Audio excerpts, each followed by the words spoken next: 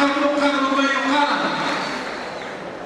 حنا اللي كان عندنا هو الاجراء ديال زياده المنحه، وكنا واضحين ان المجاني ما تراجعش، لان اللي مشى كيزيد في المنحه ما يمكنليش يراجع المجاني. هذا وضع.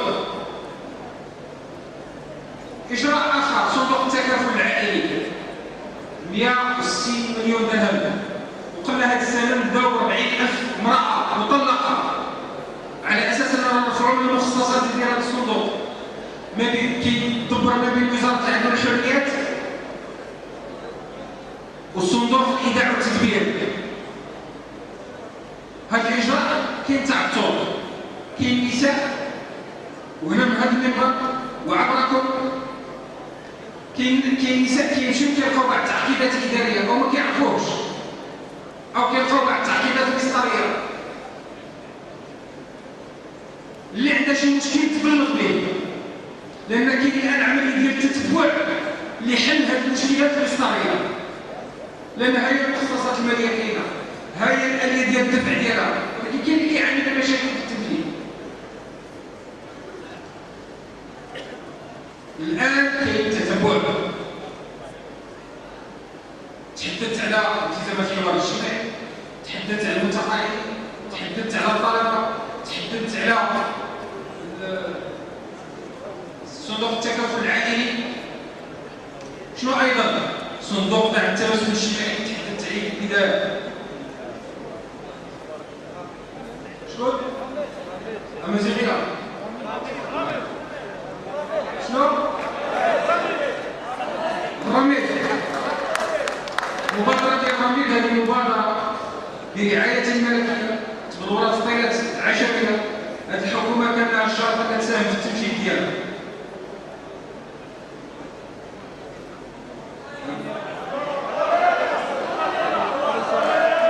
ملف ديال المعطرين الإخوان.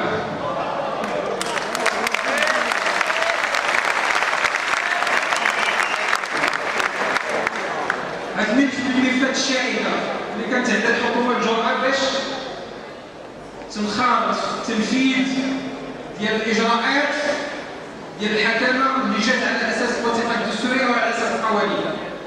حنا جينا كاين وضع، كاين التزام سابق، ولكن الحكومة السابقة اللي دارت الالتزام هي اللي صاغت المرسوم اللي كيجعل التوظيف في الإدارة العمومية عبر المباريات. والمرسوم خرج لعلمكم، خرج 3 أيام قبل تشكيل الحكومة أو 4 أيام نهاية مجدد 2011. كنا أمام امتحان، إما نقولوا نخافوا على الشعبية ديالنا أو نجسدوا الاحترام ديال المقتضيات ديال القانون. كاين البعض اللي كيقول لك وعلاش المفسدين ما طبقتيش عليهم القانون؟ ياك تبارك الله عليك، شكون اللي قال لك ما نطبقوش القانون؟ ياك الملفات اللي كيحل المجلس تاعنا كتمشي للقضاء. واضحه القضيه. واش كاين شي ملف تشرح وتمت التغطيه عليه؟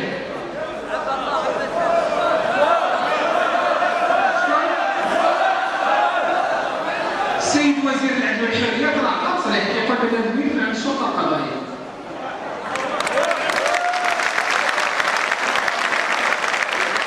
ولكن في المقابل شنو درنا على مستوى التوظيف؟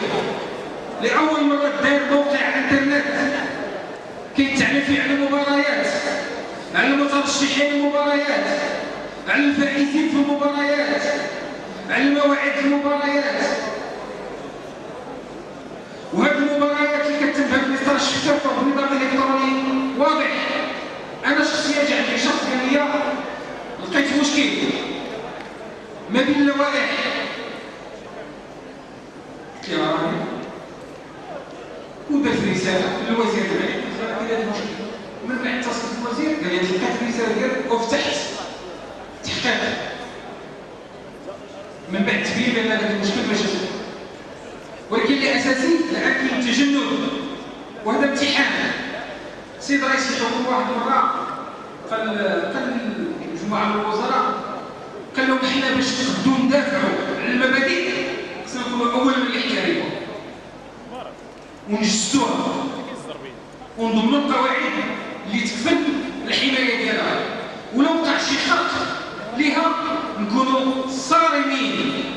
بالمحاسبه ديال الناس اللي كتوظف. وهذا هو الرصيد اللي عندنا حاليا، وكيجعل عندنا القدره نتخذوا قرارات عند البعض لا شعبيه كان كيخاف يعلن عليها، بحال القضيه ديال القطاع من الاضراب، بحال القضيه ديال اخلاء المؤسسات ديال الدوله اللي كتحتل بطريقه غير قانونيه، بحال القضيه ديال التوظيف غير المباشر. انا متعاطف مع ولكن انا عندنا قيد قانوني، وكنا بين مطرقه وسندان، واحترمنا القانون في نهايه المطاف كما كنحترموه في واحد العدد الملفات كنحرصوا على الاحترام ديالها بكل وضوح. السياسه ديال التشغيل هذا من التحديات الكبرى اللي كيواجهها الحكومه. عندنا بعض الاجراءات لان اعلنا على 50,000 منحه ديال التدريب، وكاين اجراءات غتتعمل ان شاء الله في اطار القانون الماليه ديال 2013، وكاين مليار ديال الدرهم المخصصه للتشغيل واعتماد النظام ديال المنح والدعم. لان الدوله ما يمكنش لها الاداره ما يمكنش لها تجي تقول لهم انتم فئات بقصيه ما كانش عندكم فرصه انكم تدخلوا الاداره او تلقاو فرصه شغل، وكانت عندكم واحد فرصه انكم تجيو تحتجوا على البرلمان حتى يسدوا عليكم ونتخلاو عليكم. ما يمكنش نتخلاو على المغاربه. هذه الحكومه انبثقت منكم وتعمل لمصلحتكم وفي خدمتكم، والقضيه الاساس بالنسبه اليها ان تعمل على حل المشكلات ديالكم. ولكن حنا ما نتخلاوش، ما يمكنش نتخلاو. كاين حاجه، كاين قيد قانوني فيها، الدستور صريح كيقول لك بوضوح المساواه في الولوج والوظيفه العموميه. ما يمكنلكش تنتهك الدستور. كاين اللي قال لك وطيب هذاك القانون ديال المال والمرسوم الغيو بالمرسوم، ولكن الان ولا عندنا اطار دستوري اللي كيفرض واحد الثلاثه ديال القانون. ما يمكنش مرسوم يعدل او يلغي المقتضى القانوني. اللي كيلغيه هو قانون بحاله، وما يمكنش قانون يلغي او يعدل المقتضى الدستوري. اللي كيلغيه هو دستور.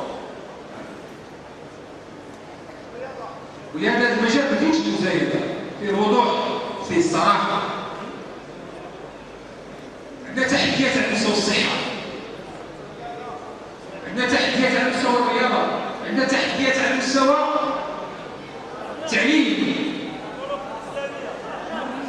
تحديات كثيره.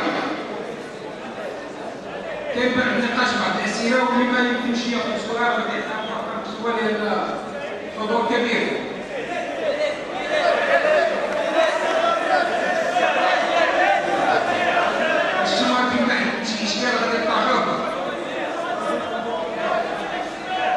طيب الاخوان، الموضوع ديال الكريت خاصك تجاوب عليه بوضوح.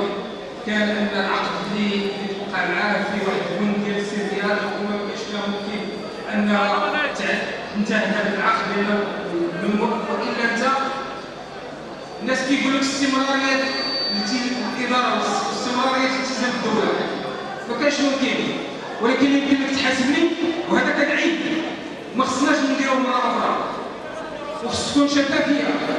الان كاين اجراءات على المستوى الرياضي غادي تتخاذ وغادي تعلن عليها، غادي نجي من بعد ذلك. كنت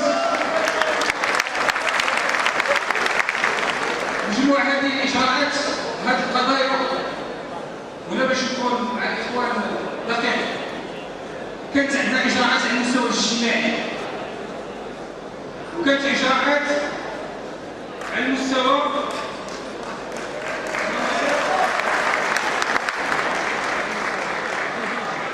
معقد. هذه من الاولويات على الحكومه.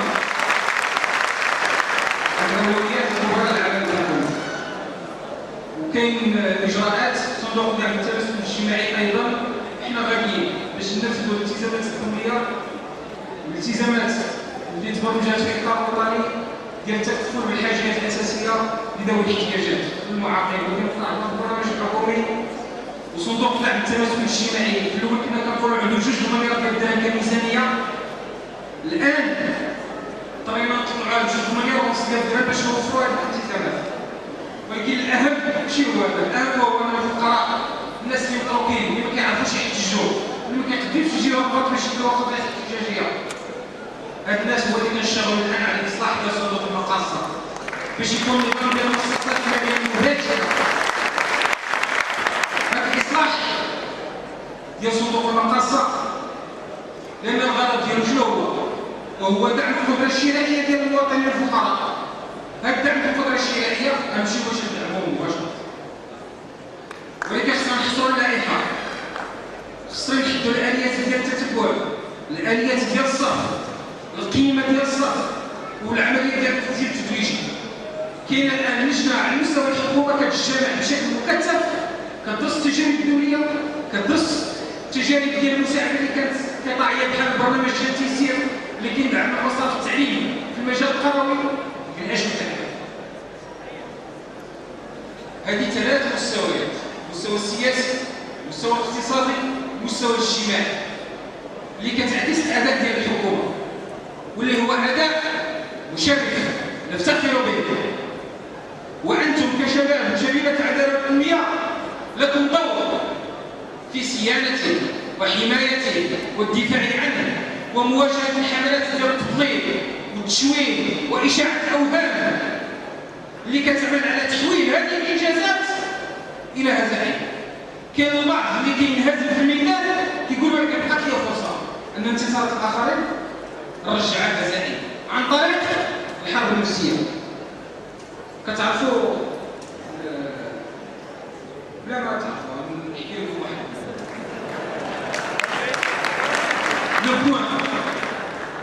لو بوان فرنسي. في شهر رمضان احد الاعداد ديالي يمكن هذه اسبوعين دار واحد العدد فيه 20 صفحه على الحرب الدعايه، كيفاش الدول، كيفاش واحد العدد ديال الدول في محطات فاصله كانت تعتبر الاعلام واحد الاداه باش تحول انتصارات الاخر الى هزائم. وانا باش نوضح على من ننتصر.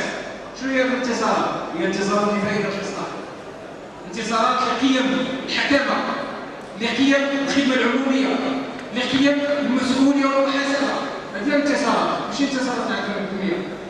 حذاري باش العداله والتنميه ينزل بخطاب المنتصرين انتهى، هذه ماشي الاخلاق ديالنا. هذه انتصارات للمغرب بمؤسساته ومكوناته وقواه الغيور على الاصلاح. وعلى من ننتصر على الموعدين لهذه التجربه، الحمد لله هم اقليه، ولهذا يلجؤون الى الضرب تحت الحزام ويلجؤون الى الاساليب المعروفه. اقول له ما يلو هذا الشيء ديالكم لن يفت من عزيمتنا، بالعكس كيشكل واحد الوقود، واحد الديامات. احد الوزراء صديق الاعلام نعس عليه كما كيقولوا المغاربه، يعني سهل. قلت له كي داير شنو واقع؟ قال لي ارتحيت ولكن راه جيت تنطخ. قلت له شنو الحل؟ قال لي خص الاعلام يبدا ينتقد فيها وينزل عليها، وفعلا هاي كما انه العزيمه ديالنا لن تسقط. ولكن في نفس الوقت هاد 8 اشهر شنو كتعطينا من الناحيه السياسيه؟ كتعطينا اولا الناحيه العداله والتنميه رصيد للمغرب، عنصر من عناصر قوه هذا البلد.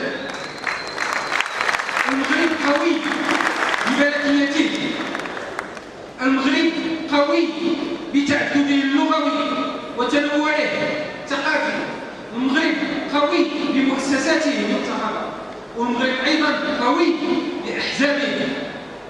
والان احد الاحزاب التي من خلال المشاركه وقياده اعمال الحكم من ناحيه العداله والتنميه كيبرز كعنصر قوه لدعم الاستقرار والوحده والتنميه تحت قياده جلاله الملك. وهذا الامر يكون عندنا حنا واقع في الادوات ديالنا. كاين البعض ديالو الديدن ديالو انه يفتعل، ولكن انت يقول ليه يجتهد الاطفال. هذا من به وصلنا لهذا الوضع، وبه اثناء الربيع الديمقراطي اثناء السنه الماضيه فاش كان الجميع كيقول لا مشيتوا بالنسبه للتاريخ احتقتوا انتهيتوا مشيتوا للهامش اما الشارع واما قال لهم لا، المسار هو مسار الطريق الثالث الذي يؤمن ان الاصلاح سيتحقق باذن الله بالقوى المؤمنه بالاصلاح الديمقراطي التصاعدي. لهذا مسؤوليتكم كبيره يا شركه العداله والتنميه، ومنكم وعظكم اخاطب عموم الشباب المغربي متعاطفين مع الحزب، لانهم هما الروح، هما الناس اللي يستلموا المشعل. خصهم يكونوا الرسل ديال هذه التجربه، حماة هذه التجربه اعلاميا، الشبكات الاجتماعيه. وكنحييكم ولكن في اطار خطاب الاعتدال والوسطيه الذي لا يقدم نفسه بديلا على الاخرين. لكن شي درس ديال هاد 8 اشهر فهو الدرس ديال ان هذا الحزب كينجح. علاش؟ لانه يتعاون مع الاخرين، كيوضع المصلحه الوطنيه ومصلحه البلاد فوق كل اعتبار، كيتقدم رغم كل المناورات والتشويشات وكذا، لانه البوصله ديالو واضحه، سينجح الاصلاح باذن الله. ومسؤوليتكم ان تحموا الاصلاح وان تقودوه وان تعتزوا به وتفتخروا بانجازاته وتكونوا قوه قضائيه اقتراحيه من اجل تحقيق انجازات اخرى. نحن كحزب لم ناتي لنبدا من الصفر، بل جئنا كمسار. ولهذا اود من عموم الاخوان ان تكون هذه فرصه للتقدم في مسار الاصلاح. والسلام عليكم ورحمه الله وبركاته.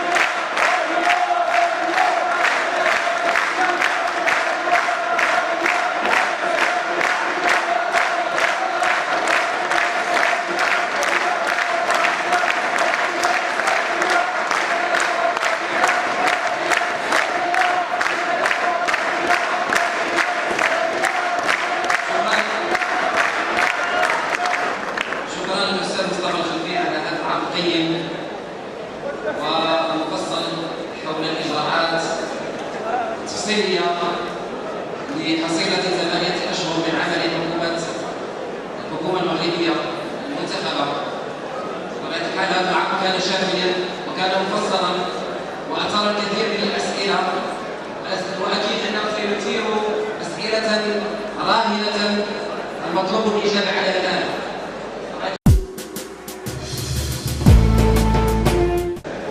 200 سؤال تقريبا ما بين الاسئله المجاوبه والاسئله الشفويه، لكن ساحاول ان اتحدث عن بعض الاسئله الاساسيه والكبرى، لانه الان دابا التسعود وعندنا حصتين مع السي عزيز الباك، وكاين حصص لاحقه في قضايا مع بعض الاخوان مثلا مع السي الداودي والسي الازامي في الشق الاقتصادي.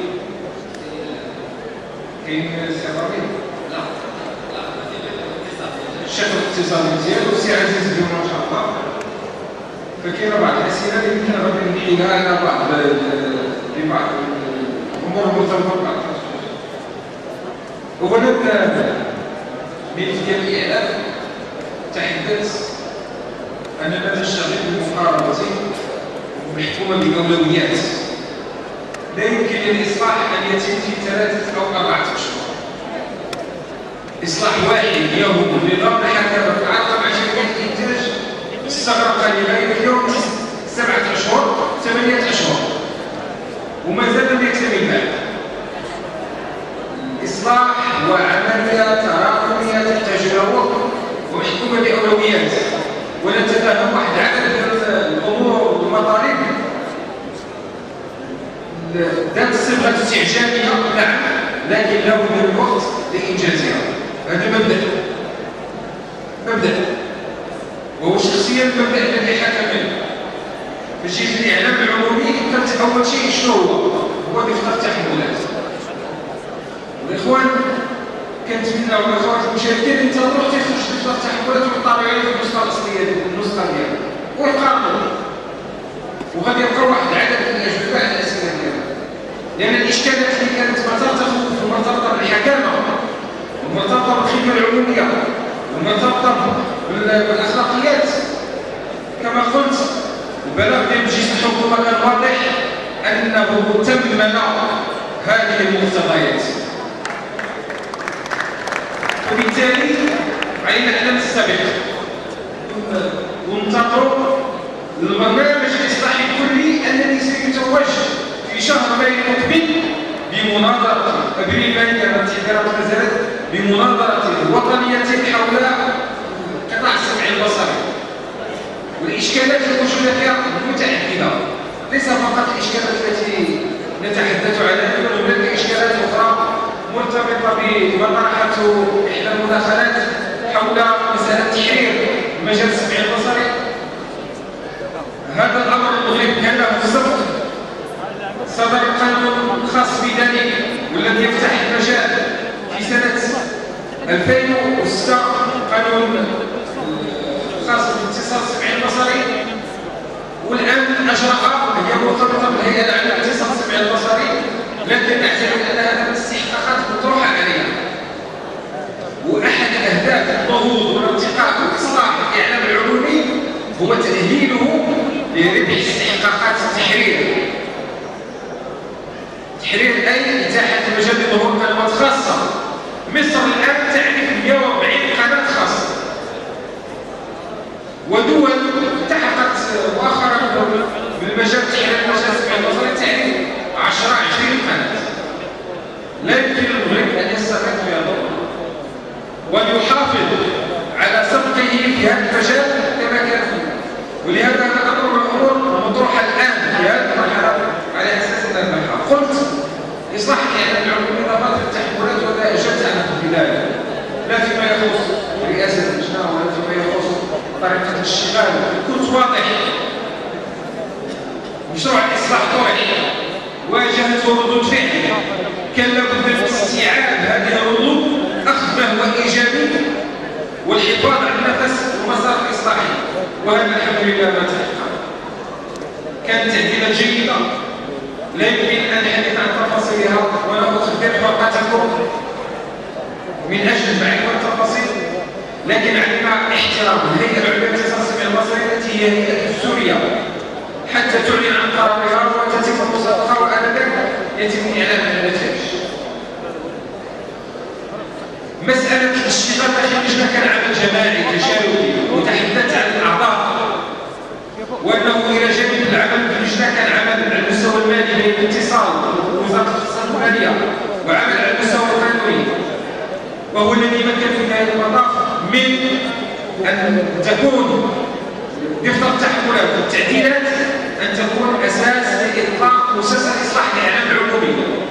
ولكن دفتر التحملات لوحدها غير كافية، بل لابد من برنامج متكامل، وهذا ما نحن بصدده حاليا، سواء على مستوى المجلسين الإدارية للشركتين، أو على مستوى عقد البرامج، أو على مستوى التكوين، أو على مستوى الإطار القانوني لعمل المؤسسات، أو على مستوى الموارد البشرية، أو على مستوى العلاقة مع شركات الإنتاج. فهو برنامج وعلينا أن لا نستعجل العمل، بل بالعكس عملية الإصلاح تتقدم، وقطار الإصلاح تم الانخراط فيه، ويتم فتح مجال لكل الطاقات ولكل القدرات سواء من داخل شركات أو من خارجها حتى تساهم في مسار الإصلاح، لأن الغاية هي إعلام مهني يضمن استقلالية تحريرية، يتيح المبادرة المبدعة، يستند على أخلاقيات المهنة،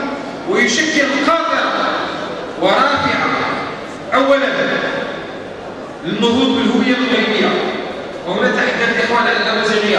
أحد إحدى المداخلات في إعلان الإعلام الإعلام العمومي عليه أن يكون قاطع النهوض بالأمازيغية لدى رصيد لكل المغاربة، والإجراءات التي اتخذت متعددة. كانت عندما تحدث في سوريا أول شيء قمت به لقاء مع العميد وفريقه مع ملك الثقافة الأمازيغية وتم تحييد الشراكة. ثانيا تم الاتفاق على أن القناة الأمازيغية أن تصبح 24 ساعة. ثالثا تم